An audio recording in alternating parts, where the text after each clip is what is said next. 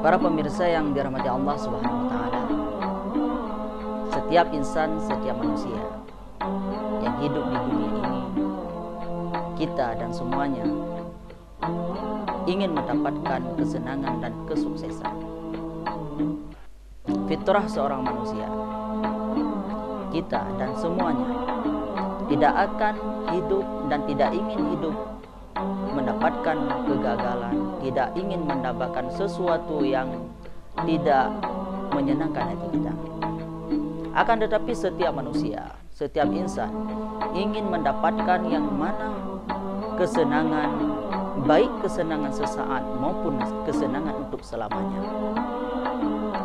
Dalam hal ini, Islam juga telah mengatur bagaimana seseorang tersebut mendapatkan keberhasilan dunia dan akhirat.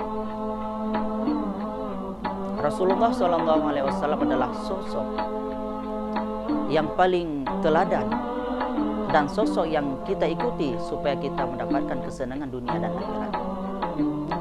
Dan dalam hal ini para sahabat pun telah mempraktekkan bagaimana seseorang tersebut mendapatkan keberhasilan dan kesuksesan dunia dan akhirat.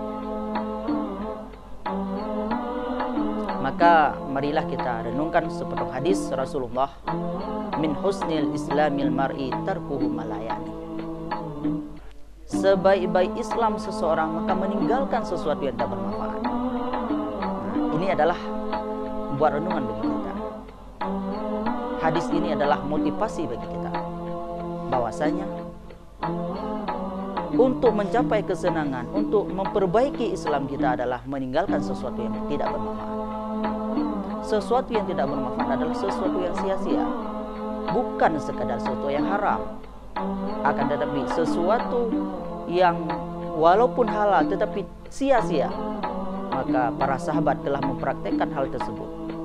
Maka para sahabat telah mendapatkan kesuksesan dan keberhasilan dikarenakan merekalah yang telah mencontohi kita sebaik-baik untuk mencapai keislaman yang sempurna, untuk mencapai Islam yang hakiki adalah meninggalkan sesuatu yang tidak bermanfaat.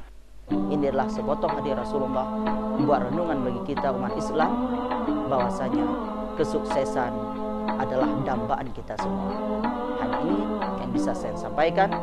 Billahi taufiq wal hidayah wa ridha wal inayah. Wassalamualaikum warahmatullahi wabarakatuh.